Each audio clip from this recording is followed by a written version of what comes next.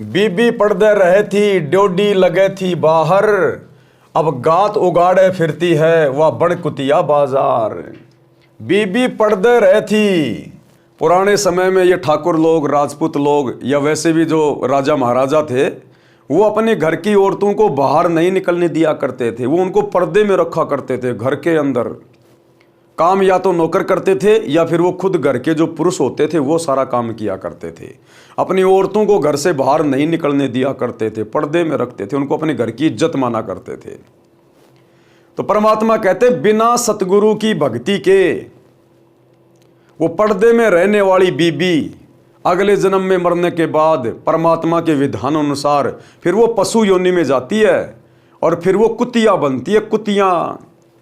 तो परमात्मा कहते हैं बीबी पर्दे रहे थी और ड्योडी लगे थी बाहर।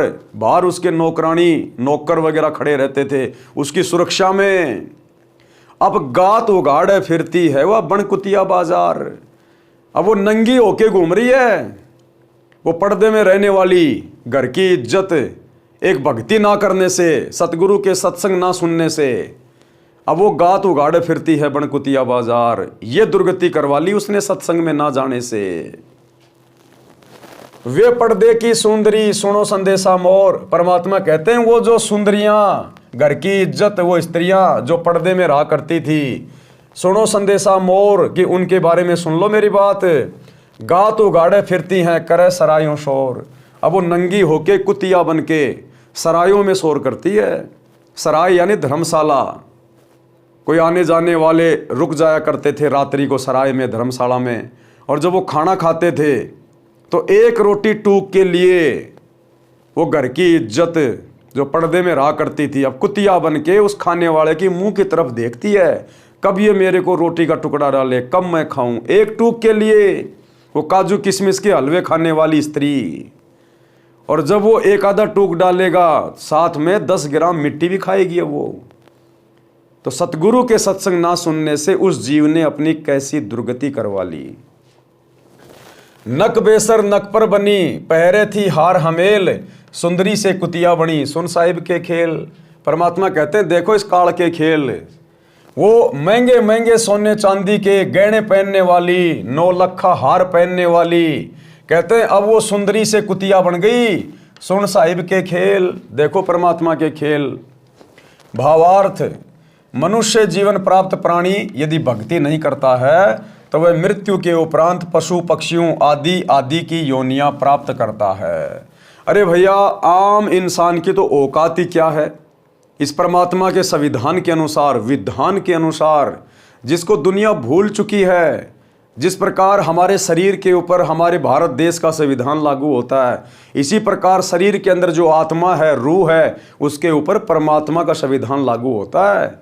ऊपर धर्मराज के दरबार में पाई पाई का हिसाब देना पड़ता है कि तेरे को 50 साल की उम्र दी, 100 साल की उम्र दी या 150 साल की उम्र दी, तूने क्या किया। तेरे को भक्ति करने के लिए भेजा था, ये बकवाद करके वापस आ गया। तूने जितना कमाया, जितना जोड़ा, धन या इज्जत, कहाँ है तेरी इज्जत। नंगा खड़ा है तू लाइन में। कहाँ है तेरा वो धन जो तूने पूरी जिंदगी कमाया बैल और गधे की तरह। तो फिर ये आत्मा वहाँ पर नीचे गर्दन करके खड़ी हो जाती है कि गलती बन गई। गलती बन गई तो भाई आप सजा भुगतो। फिर गधा, कुत्ता, सुअर, कुतिया बना दिए जाते हैं। तो परमात्मा कहते हैं कि भैया उस समय क्या जवाब दोगे परमात्मा को, जब तुम खाली हाथ जाओगे वहाँ पर, पशु पक्षियों की योनियों में डाले जाओगे, और आम इंसान की तो बेचारे की औकात क्या।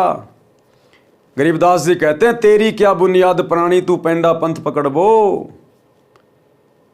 जब देश का राजा जो भक्ति नहीं करता, पहले राजा कहा करते थे, बादशाह कहा करते थे, वजीर आजम कहा करते थे, आजकल उनको प्राइम मिनिस्टर कहते हैं, प्रधानमंत्री, राष्ट्रपति, मुख्यमंत्री, ये सब राजा हैं अपने अपने पद पर।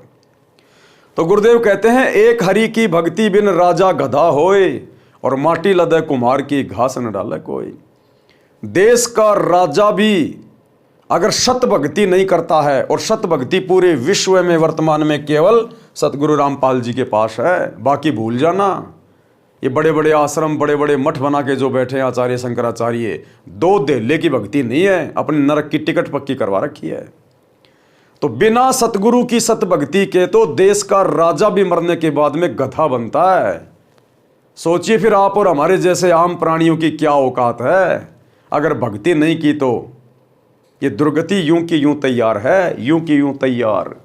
भाई जो गुरु बचन पे डट गे, कट गे फंद 84 के, कट गे फंद 84 के, कट गे फंद 84 के।